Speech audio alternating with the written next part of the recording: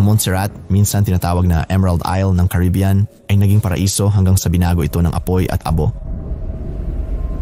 Pagkatapos ng mahabang katahimikan, nagising ng may karahasan ang bulkan ng Soufriere Hills. Halos 3 dekada na ang nakakaraan, tuluyang binago ang Montserrat at ibinaon ang makulay na kabiserang bayan na Plymouth sa ilalim ng tumpok ng abo. Sa pakikipagsapalaran ito, natuto ako mula sa mga lokal na eksperto at nakapanayam ang batikang filmmaker na si David Lee. Nagpatuloy ako sa isang hindi malilimutang serye ng 3 bahaging dokumentaryo tungkol sa Montserrat at sa kanyang exclusion zone batay sa kanilang kaalaman. Magkasama, silipin natin ang mga guho sa ilalim ng abo, pakikinggan ang mga kwentong buhay na nagbago at mararanasan ang isang lugar kung saan tumigil ang tao at umusbong ang kalikasan. Ang Montserrat ay isang isla kung saan ang mga tao ay buong tapang na namumuhay sa paanan ng isang bulkan.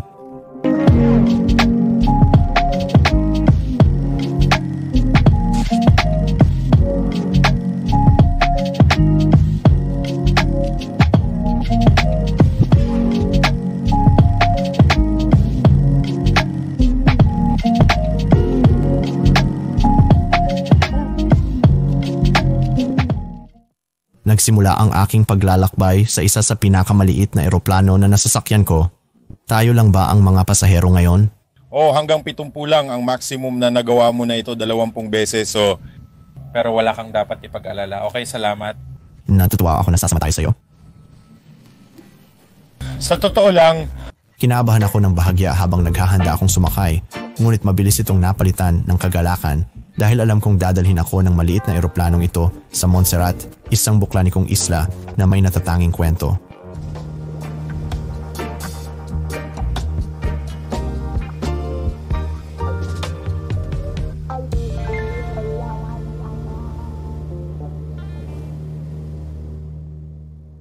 Nasa Lesser Antilles, isang kadena ng mga islang hinubog ng malakas na puwersa ng heolohiya, matatagpuan ang maliit na paraiso sa Caribbean na Montserrat.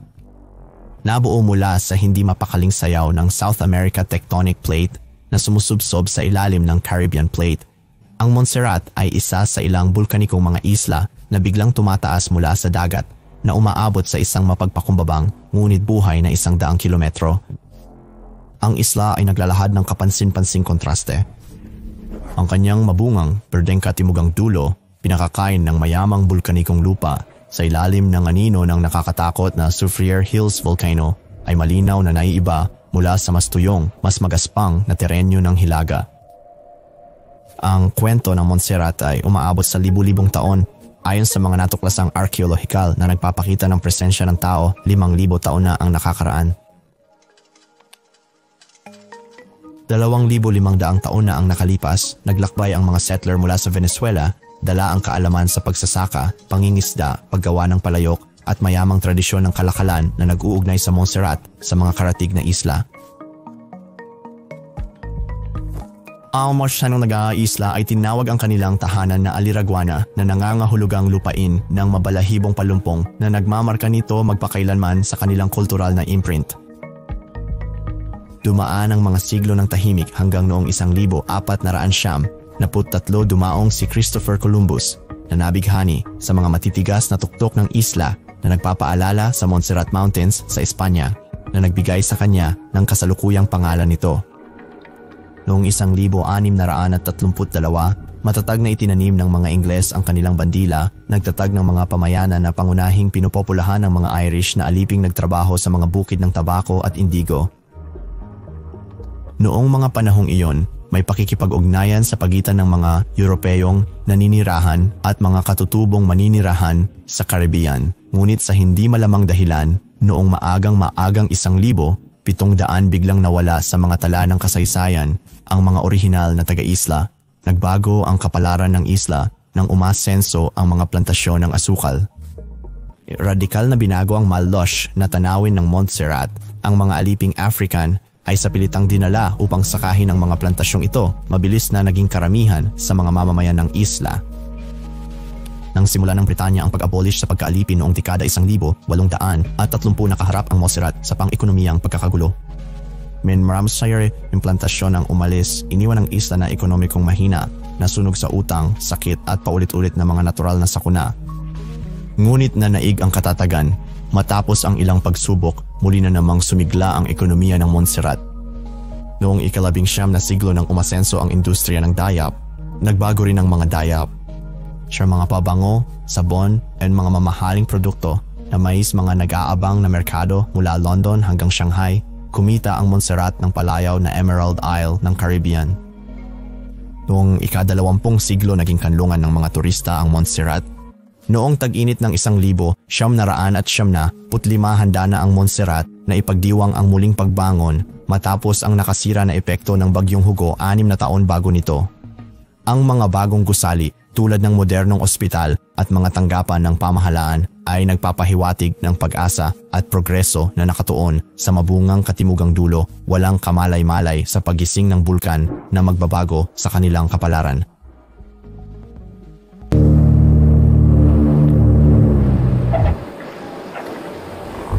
O hindi nito maaring paniwalaan ang karanasang iyon kayo guys, ay nakatira dito oo wow. Yan ay isang espesyal na paraan para makauwi. Salamat ng marami siya ang pangunahing talunan. Pag gusto ninyong pumunta sa Montserrat, kunin niyo ang taong to.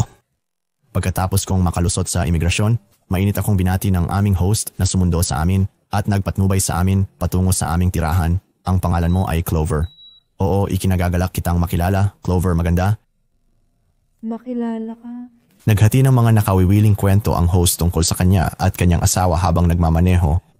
Kapansin-pansin, siya ang tanging taong personal na nagdokumento ng nakakalulang pagsabog ng bulkan sa Montserrat sa loob ng mga taon. Nagsimula ang lahat sa isang amoy sa hangin noong isang mainit na araw ng Hulyo. Noong 1995, ang hangin sa Timog Montserrat ay naghalo sa amoy ng asupre. Ang mga bulong ng kaguluhan ay kumalat. Ang bundok ay nagising. Ang mga usok ng abo at singaw ay nagsimulang umakyat mula sa tuktok ng bulkan. Mahigit sa 1,000 tao ang nag-impake ng kanilang mga buhay sa mga bag at umalis. Ang mga pansamantalang kanlungan ay nagmula sa hilaga.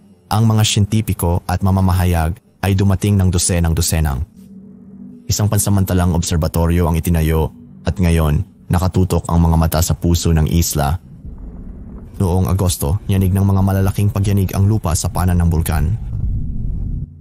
Sa simula, nagkaroon ng mga phreatic na pagsabog. Ito ay malamig na pagsabog kung saan ang itim na ulap ay sumasabog sa hangin, bumababa kasabay ng direksyon ng hangin, dumadaan sa tuktok at makikita bilang itim na ulap. Ibig kong sabihin, hindi mo makikita ang iyong kamay sa harap mo. Iyon ay isang senyales. Iyon ay malamig, walang nasaktan, walang nasugatan, ngunit naging itim ang bayan sa ilang pagkakataon. Kung pagkatapos ng isa sa mga iyon, may prosesyon ng mga kotseng lumalabas sa bayan nang mangyari iyon. Si Parker si Luis Ron, nilikas nila ang lahat. Yung sabi nila, kunin mo lang ang iyong toothbrush, palitan mo ang iyong damit, ilalagay kita sa mga tent o sa simbahan o sa paaralan at ibabalik ka namin sa loob ng ilang araw. Ilang araw pa, tahimik na ang lahat at sila'y babalik. Nangyari ito ng 2 beses. Noong ika-21 ng Agosto, isang malakas na pagsabog ang nagtaas ng mataas na ulap ng abo sa atmosfera. Noong huling bahagi ng Setyembre, isang kubahang yari sa natigas na lava ang nagsimulang lumaki sa bundok na parang paltos. Sa unang araw ng Disyembre, ang kabisera na si Plymouth ay inutusang lumikas at isang curfew ang ipinatupad. Kinabukasan, isang piraso ng kubahang lava ang bumigay. Kaya sumunod ay ang unang daloy ng pyroclastic, isang nakasasakal na daloy ng kumukulong gas, abo at durog na bato na bumubulusok pababa na mas mabilis pa sa isang speeding car, halos tahimik, halos hindi makita hanggang sa huli na. Ang mga daloy na ito ay maaaring umabot sa temperatura na higit sa 1,100 at tinatanggal nila ang lahat sa kanilang landas. Sa ikatlong beses, ika-3 ng Abril ng 1997, ginawa nila ang parehong bagay, ngunit hindi ka na bumalik. Ika-3 ng Abril ng 1997, ginawa nila ang parehong bagay, ngunit hindi ka na bumalik. Ngunit ang pagbagsak ay hindi isang solong pagsabog, kundi mga taon ng galit. Bawat oras ay nag-trigger ng mas nakamamatay na pyroclastic flows na dumadaluhong sa mga gilid nito, sumisiklab sa mga kagubatan, nagpapakulo ng dagat. Ang mga naayon ay nalunok ng buo. Ang sana ng floodlights sa size puran na lamayaw. Libu-libo ang napilitang pumunta sa hilaga, siksik sa mas maliliit at mas desperadong sulok ng isla. Kaya lahat ng mga bagay na yun ay nandoon. Yang mga telebisyon ng lahat at ang iyong mga larawan sa pader at ang ref at lahat ng mga bagay na ito ay nandoon pa rin dahil wala talagang nakakabalik doon para subukang kunin ang alinman sa mga ito. Kung titingnan mo ang town hill sa bayan, tumitingala sa Clements, yun ang marangya. Alam mo, ang mga abogado, ang mga doktor, ang mga profesional na tao ay nakatira doon at mayroong mga magagandang lumang bahay na kolonyal ang bahay ng gobernador ay nandoon. Ito'y sira-sira na ngayon. Pero ito ay maganda at may mga balkonahe sa paligid. Ito ay maganda at lahat ng mga pagtitipon at mga partido. Gaano ka nasaktan ng kailangang lumikas at mawala ang iyong mga tindahan tulad ng bookstore at iba pang katulad nito? Ikinuha namin lahat mula sa mga tindahan. Nakatira kami sa ari-ariang ito mula pa noong 1,800 at 99. Nang kami ay umalis, hindi namin kailangang ilikas ang aming sarili. Dumating ang mga tao dito at nakisama sa amin. Nagpatuloy kami ng ilang tao para lumabas ng bayan. Pagkatapos, may ilang mabubuting kaibigan kami na kailangang lumikas. Kaya nanatili sila sa amin hanggang sa makarating sila sa England o sa kanilang sariling lugar. Pero hindi kami kailanman kailangang lumikas.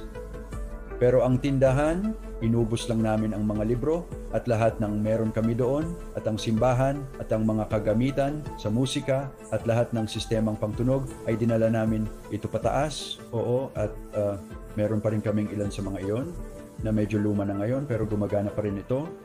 Ika-25 Hunyo, 1997, isang agos ang bumagsak mula sa bundok na kinain ang 9 na nayon at pinutol ang pangunahing daan. 22 buhay ang nawala, karamihan ay mga magsasakang hindi iniwan ang matabang ibabang bahagi ng bundok. Siya ay 7 hinila mula sa kadiliman, ilan ay nasunog ng di na makilala.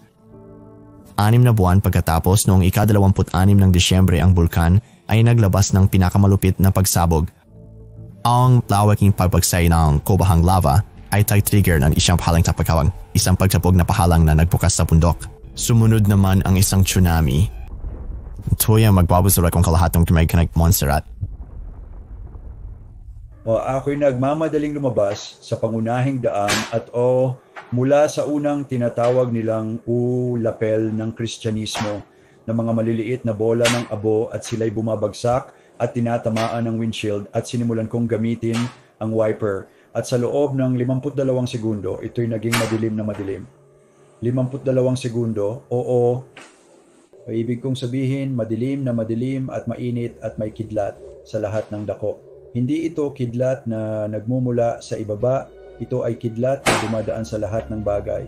Dahil ang mga partikulo sa pagsabog ay may positibo at negatibong karga at sila'y nag-i-interact at nagkakaroon ito ng kidlat na tumatalbog sa lahat ng bagay. Wow, okay, nasa dito. Okay, ang footage na yon ay nasa Presyo ng Paraiso. Ito ang buong kwento ng ang pagsabog, ang kompilasyon ng Siyam na mga video. Wow, sa isa na maliit na bagay. At ito rin ay ito ay isang USB-C at USB-C talagang maganda. Kaya na maaari mong ilagay alinman sa isa.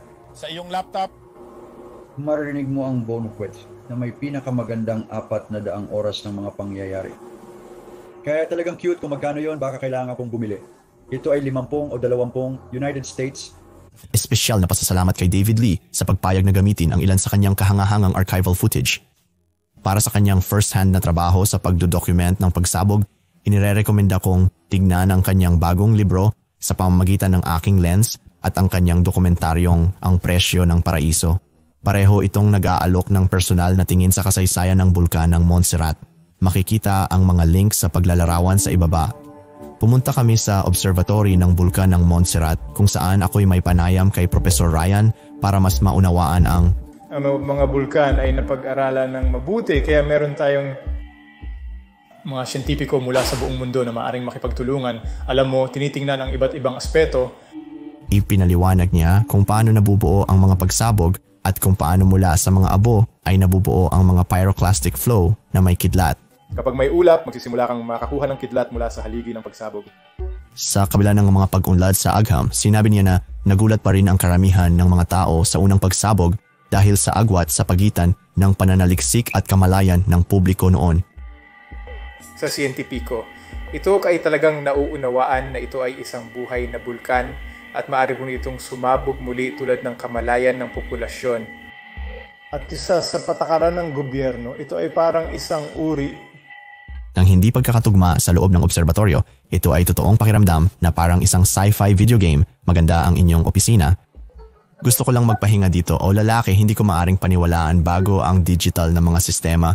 Sinusundan nila ito lahat sa mga malalaking roll ng papel. Nako, mas maganda ito para sa pag-iimbak ng data. Sigurado yan ang lumang seismograph. Mula noong taong 1,900 na 5 hanggang sa tingin ko ay 2,005 o kung ano pa man, meron pa rin tayong lahat ng mga ninakaw. In Alma screen, dahil nagkawakita dawat real-time daw paggabas ang init at nakita namin ang kanilang pinakasensitibong seismometer. Ang pinakamalapit sa bulkan na ito ay nakakakuha kahit sa pinakamaliit na lindol at nakilala namin si Venus. Yang seismic technician ang kanyang trabaho ay i-decode ang bawat maliit na pagyanig upang malaman kung ito ba ay gas, magma, tectonic pressure o simpleng pagbagsak ng bato. Ang dalawang ito ay ang mga lokal na lindol. Kung may mangyayaring delikado, siya ang nagbibigay ng babala. Venus ang ating guardian angel kung ganun nga. Meron silang buong protocol ng emergency na handang gamitin kung kapag nagbasa ng spike, nag-aalerto ang pulis, umaandar ang mga sirena at nag-evacuate ang lahat. Seryoso ito. Siya puntong ito, lubos akong nahikayat sa mga hindi pa nalilikha ng Plymouth at sa kasalukuyang estado nito. Lahat ng Zone V ay nangangailangan ng espesyal na permiso mula sa Digital Millennium Copyright Act para makapunta sa anumang lugar doon at malamang ay hindi ito papayagan. Karamihan sa aming access sa Zone V ay sa pamamagitan ng helicopter, kaya alam mo, helicopter papunta sa iba't ibang mga lugar at gawin ang kailangan naming gawin. Kailangan kumuha ng ilang sukat mula sa helicopter tulad ng mga gas floats. Maraming salamat. Salamat! Paalam, swerte mo at nakausap mo si Venus, di karaniwan yon. Gusto ko ito, nakakatawa siya. Siya ay magaling. Okay kami, magaling kami. Okay kami, oh. Kaya si point natin ito. Narinig na rin ang buong kwento ni David Lee tungkol sa mga pagsabog, pagkasira at ang agham sa likod ng bulkan ng Montserrat mula kay Dr. Ryan. Ngayon panahon na para puntahan ang pinangyarihan ng lahat. Ang exclusion zone, siyang magkakal na binabantayang halos hindi ma-access na piraso ng lupa. Ngunit sa tulong ng aming sabay, pinayagan kaming tuklasin ang isang maliit na bahagi ng ipinagbabawal na tanawin. Ako ay isang nagugutom na musikero. Gusto namin ng iyong kahusayan.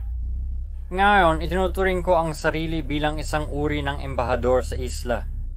Narito si Sonny, anak ni David. Tayo na ngayon ay maglalakbay sa kaibuturan ng pinakamahigpit at misteryosong lugar ng isla. Ang dating kamaulad na komunidad ay nakason ay nalibing sa ilalim pong abo at katahimikan, ngunit mula sa pagkawasak ay nagmumula ang industriya. Sa lambak na ito, mga materyales mula sa bulkan tulad ng buhangin at bato ay kinokolekta at pinagsama-sama. Ngunit ito ang iisang industriya ng isla na direkta mula sa galit ng bulkan. Gamitin ang espesyal na permiso at kasamang taga-obserbatoryo ng bulkan, nalagpasan namin ang checkpoint.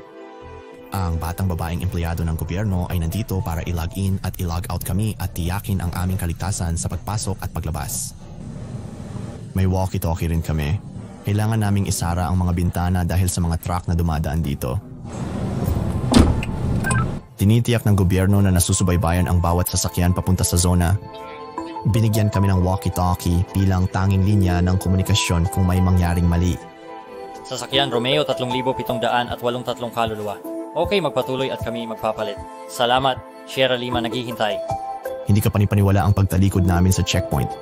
Sabi ng aming gabay na tahimik ngayon ang bulkang Soufriere Hills, ngunit hindi dapat maliitin ito. Kaya nakita mo ang senyas, nasa exclusion zone na tayo.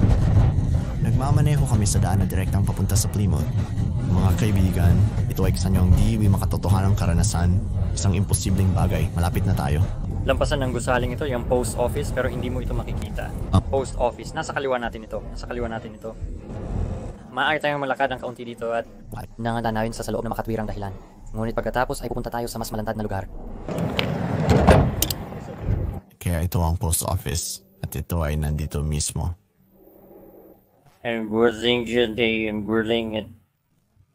Kaya lahat ng mga gusaling ito ay nandito mismo mga kaibigan. At ngayon ay nasa ilalim na lamang sila natin. Tatahakin natin sila literal na nasa ibabaw nila tayo. Kakaibang tanawin ito sa gitna ng iniwanang bayan kung saan ang lupa sa kanilang paanan ay dating sentro ng kabisera. Ipinaliwanag ni Sunny na bago noon walang nakapansin na ang isla ay bahagi ng isang aktibong sistemang bulkaniko. Akala nila ang bulkan ay nasa ibang lugar at nagkamali sila, lumaki ang kubahang iyon, bumagsak. Muling lumaki ng maraming beses at nang ito'y sumabog sa huli, tinanggal nito ang Plymouth sa mapa. Ang kabuuan ng monster ay puro bulkaniko pero wala kaming kaalaman na sa totoo lang ay may bundok na tutubo mismo sa ibabaw ng aming mga ulo.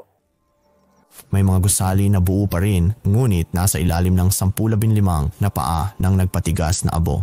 Narinig ko na ito ay dating 4 na palapag na gusali, ngunit kalahati na lang ang natira. Pare, makikita mo ito. Ngayon, halos 2 palapag na lang ang gusali na ito. Ito ay isang plaza na puno ng tindahan at apartment kung saan pumupunta ang mga tao para mamili. Ginawa nila itong library pagkatapos ng bagyong Hugo. Nakakalungkot isipin na nag-uumpisa ka pa lang sa negosyo tapos biglang may mangyayaring sakuna. Isa ito sa mga dating pangunahing kalsada sa lungsod. Ngayon abo na lang ito.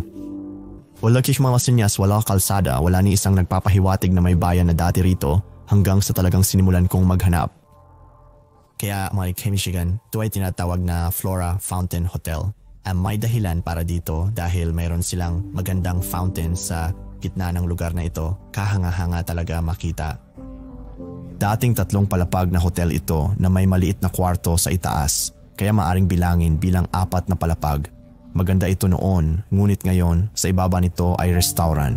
Katabi ng hotel ay dating gasolinahan na nakabaon na ngayon sa lupa, ngunit malamang isa ito sa mga pangunahing gasolinahan noon kung saan pumupunta ang lahat para magpuno ng gasolina. Sinimulan kong libutin ang lugar, sumisilip sa bawat bintana ng gusali, ngunit ipinahayag ng aking gabay na bawal mag-explore sa loob. Yan po si istruktura ay talasaran masyadong hindi matatag, masyadong mapanganib na pasukin. Ito ang tindahan ng mga grocery, dami ng buhangin dito. Tingnan mo yan, nandiyan ang kariton. On follows the Rachel Risto, advice and Malbanes and your Silips and opisina ng supermarket. Kaya doon mismo makikita mo ang epekto ng acid rain sa rebar. Ano ba yan? Acid rain? Hindi ko gustong dumaan doon. Siguro nangyayari ang acid rain kapag may pagsabog, ito'y gumagana. Ano ba yung ingay na yon? Kasama pagsusuri ng sistema ng agham. Mukhang maling alarma lang ito. Tila ginagawa nila ito araw-araw para i-check kung gumagana pa. Walang seryoso. May mga puno na literal na tumutubo sa mga bubong ng mga gusaling ito ngayon. Mukhang isa pang opisina. Makikita mo lahat ng mga dokumento sa mga kabinet at mga drawer pa rin. Maaari kang magpatato ng halaman. Hindi naman ako masyadong maitim ang balat. Iyon ang uri na kamukha ng braso mo. Halika na, makikita ko pa rin. Ito, sige, gusto mo bang abusuhin ng iyong kaibigan? O gusto mo ako ngayon na ikaw na ang gumawa? Okay, kaunting pang-aabuso. Tama, maganda yon. Masyadong maliwanag. Tayo'y isang tribo na ngayon. Oo, kami ay magkakapatid. Whereon kaming magkatugmang tato. Tingnan mo yan. Muli sa isang mahal. Ang ganda nun. Hindi ko nasabi na sa loob ng 2 oras may tutubong puno roon. Hindi. Ang gusaling semento na ito ay nagpapalala sa akin sa mga nasa Japan, tulad sa Danger Battleship Island. Yun ay isang magandang tingnan na hagdan. Mukhang meron sigurong bintana doon. Tingnan mo yan. Lipad na pagpasok. Huwag uminom at magmaneho, pare. Oh. May alcohol ba yan? Marami. Nagbibiro lang. Wala talaga. Sige, kukunin ko yan para sa'yo, Steve Ronin. Mukhang masarap. Ang sarap talaga ng inuming ito, Ting. Grabe pare, gusto mo rin ba? Oo.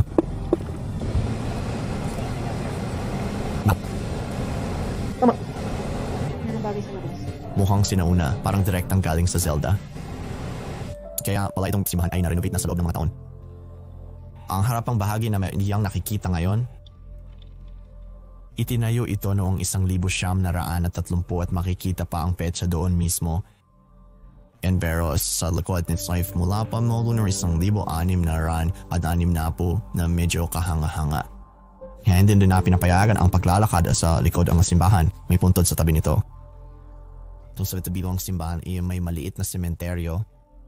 May ilang puntod pa rin makikita. May isa roon at isa naman doon. Nakakalungkot lang na makita ito'y nalimutan na at hindi mo na talaga ito makikita pa. Hindi mo na muna maaring magbigay ng respeto o anuman makikita mo ang kaunting bahagi ng pangalan ng tao na nakasulat doon. Pero nakikita ko rin ang malaking puntod doon sa likod at malungkot na marami sa mga abo ng bulkan ang nagpatong-patong at tuluyang nasunog. Sigurado ako na mayroon pang mas maraming puntod dito, baka daan-daang tignan mo iyon. Kaya siguro nangyari ang acid rain dito at ito'y nagtanggal ng pintura mula sa kampana at ang pintura ay nagsimulang tumulo sa gusali. Lahat ng kaluluwa ay may kakayahang magtrabaho.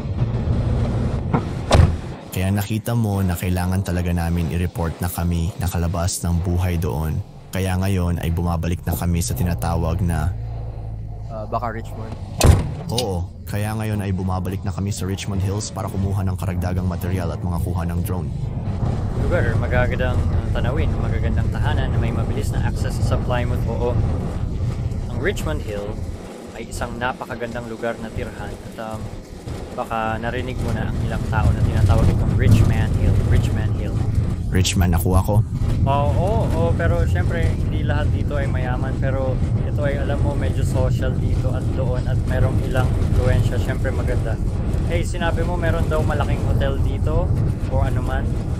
Ang Montserrat Springs Hotel ay isa sa 2 premium na hotel sa isla, okay? At ito, isang magandang tanawin mula sa kanyang pool deck at ang gift shop o Hindi kami dating pinapayagang pumasok sa mga gusali pero nagbago na iyon. May isang abandonadong hotel kung saan pinayagan na kaming mag-explore sa loob. malapit iyon sa kanilang mga tennis court, isang maliit na bar sa tabi ng beach area. Minsan dinala namin ang mga taong gumamit ng hotel noon at naawa ako sa kanila. Ngunit ito ay medyo isang Pengimbad ang darawang ito ay bulagtan entrance na tinanan namin nang makita namin ang sign na Montserrat Springs. Literal na bumababa kami sa mga hakbang para sa mga tao na minsan ay nag-check-in. Oh aking Diyos, tignan mo lang ang mga antas ng lupa. Ang front desk ay nakatayo pa rin sa tingin ko. Ito ay parang kung saan ang resibo ay ipiniprinta. At tignan mo ang menu ng pagkain dito mula sa restaurant na mayroon sila. Ngunit ang mga pahina ay natanggal at umakyat ka dito. Kaya ito ay maaaring naging isang hallway. Kaya lahat ng ating tinatapakan ay hindi lupa. Ito ay ang asphalt. Oo, nanggaling ito sa bundok. Oo, nanggaling ito sa bundok. Nakapasok siya rito na medyo nakakaloka at ngayon ay naglalakad na kami papunta sa dining room. Grabe, kaya ito ang lugar kung tanang mga tao ay kumakain pero ito ay maganda noong araw. Malamang na mayroon silang ilang mga bintana na nag-o-overlook sa magandang tanawin dun sa kabila. Ngunit malungkot na maraming bagay dito ay nasira na. Kaya mayroon silang buffet dito at dun sa sulok ay ang bar. Wow, kaya ito ay pareho-pareho. Ito ay parang parehong angulo ng shot na was maaari mo paring makita o kung saan ang bagay na yon ay maaaring nandoon. Oh my gosh, parehong wild nito. Nandoon ang gusali. Makikita mo pa rin parang mga beam dito at saka hula ko, ang pangalawang larawan ay itong pool at nasa likod lang ito ng kanto. Dahil literal na nasa harap natin ang hotel ngayon. Isipin mo lang na lumalangoy ka sa pool habang may ganitong tanawin, grabe talaga. Nagtataka pa ba tayo kung bakit ito ay kilala bilang isa sa mga pinakamagandang hotel dito? Wow, Loy, kahangahang. Lahat ng mga gausadis sa harap natin ay iniwan na. Makikita natin sa sa ibaba ang Plymouth. Ang pagpahakbang na ay direktang patungo sa mga guest rooms o tuluyan ng mga tao. Medyo madilim ito. Ito ay ilang magagandang guest rooms. Ibig kong sabihin, meron kang malaki. Kwarto agad kapag papasok ka. Ito po ang banyo sa tapat nito ay balkonahe. Ngayon, ang mga puno ay sobrang laki na. Siguro, alam mo na, madali lang talagang i-attach ang 2 kwartong ito kung may malaking pamilya kang gustong mag-book. Sa pangkalahatan, magkakapareho lang sila. Magkabilang-kabilang lang. Ang binabanyo ay na doon, as ito rin ay may balkonahe. Kaya tiningnan ko lahat ng mga kwarto at pare-pareho sila. Ito ang nagpatibok ng aking pansin. May mga tao na sumusulat ng mga bagay gamit ang aspalto dito sa kwartong ito. Tingnan natin kung mababasa natin ang mensahe sinasabi nito na kung gayon kami. May slide si Dina. At chimfori parik manafikal ng mga tao na sumulat nito ang kwartong ito ay may tabalang para-parin. May aircon unit din ito at ang pinto ay biglang nagsara dahil sa hangin na nagpatakot sa akin ng husto. Sa tingin ko'y mauulit ito. Hangin lang iyon pero grabe, maaari mong mapagkamalan yon para sa isang multo. Oo, tama. Kaya susuriin ko ang ibabang palapag. Sinabi ng mga taong ito na medyo kahawig ito sa palapag sa itaas na ginawa namin. Pero ang aspalto ay nandito at kailangan mong mag-ingat sa iyong ulo ngayon dahil kailangan kong itaas ang ISO ng aking camera dahil sobrang dilim at gumagawa ito ng magandang trabaho. Wow! Siguro titingnan natin ang kwartong ito. Naapektuhan ito ng abo ng bulkan. Ito'y talagang natatakpan nito. Mayroong malaking pugad ng putaktis sa loob ng aparador na ito. Sobrang saya ko na narito ako nag-e-explore sa panahon ng taglamig. Parang ito ay mukhang puti at ilan dito ay medyo kulay rosas. Hindi ko alam ko. Oo. Wow! Tingnan mo nga ang tanawin. Santo Dios. Talaga palang maganda ito. Gusto ko kung gaano kataas ang lahat dito.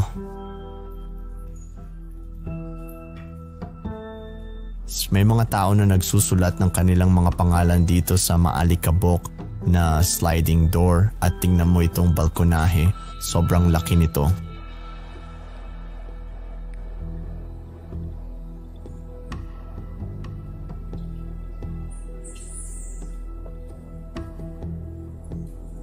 Naroon ang kusina. Meron pa ring tetera. Ito yung natira sa ref. Gusto ko ang layout ng lugar na ito. Parang loft ang dating. It's Cyrus the swings to the Churwanwer.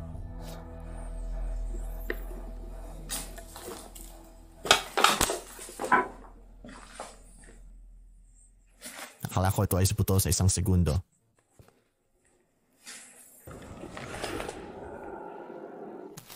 Hindi na ito kagaya ng dati, no? Ngayon, kailangan mo ng isang magandang bagay. Baka kailangan mong dilaan muna ang iyong kamay, bro.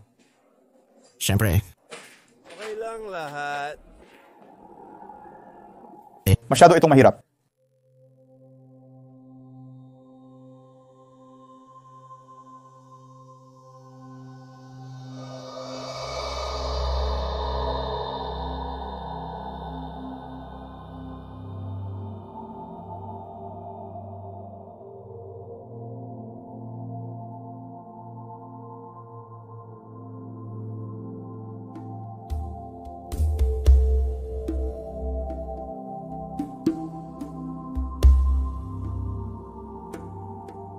Sa pagtatapos ng araw, kami ay nagtungo sa Hilaga patungo sa puso ng muling pagsilang ng Montserrat.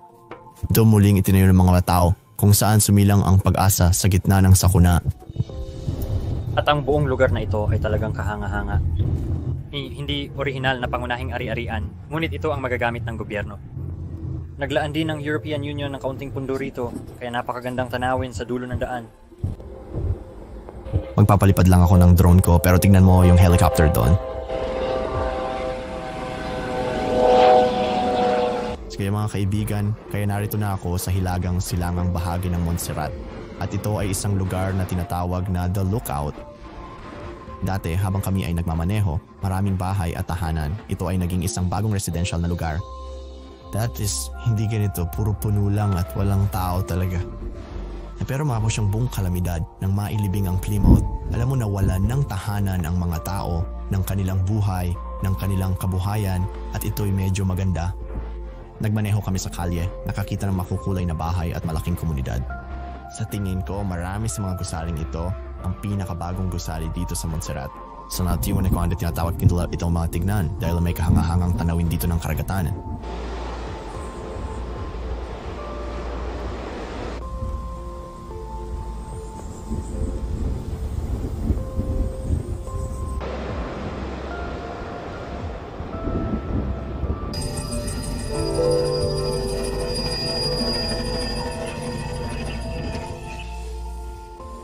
Oo, kung saan ang usok ay tama-tama na halos hindi makita at ang buong bundok na sinusubukan nating tignan sa kanan ay hindi umiiral. Wow, kaya bagong nabuo lang yon? Oo, at ito'y nagpapausok pa rin kaya itong bahagi ay itinuturing na medyo mas mapanganib sa tingin ko. Oh, ganito ang dating paliparan. Nandito lang ba ito, sabi mo? Mahirap makita pero parang nasa loob ng 5 na ito ang maliit na palumpong. 5 doon? Ang gusali ng terminal at control tower ay nalibing. Halos lahat ng kulay abong lupa mula sa puntong iyon patungong dagat ay bago.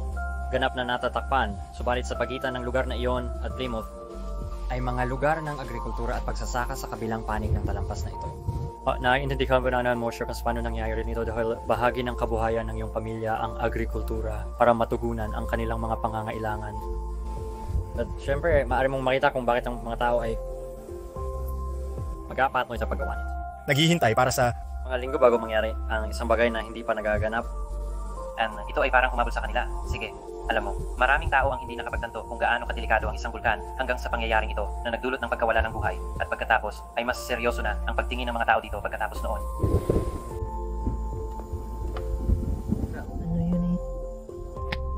Baka makuha ko rin ang iyong kontak para may mapagtanungan ako. Siguradong ibibigay ito ni Josh sa'yo. Ipapasa ko sa'yo ang kanyang kontak. Astig, kunin ko lang gamit ko. Alis na ako, absolutong oo. Yang ibon na Starling. Yan ang ibon na Starling. Oo, sige, salamat Sonny. Oo, sige, makikita kita. Makikita kita sa paligid, Sonny. Maraming salamat.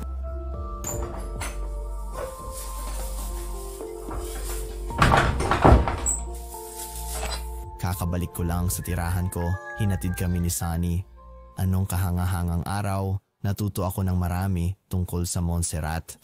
Natutuwa ako na ipinakita kami ni Sonny sa paligid, nagbigay ito ng mas mabuting ideya kung ano ang gagawin at saan pupunta sa susunod na 7 araw.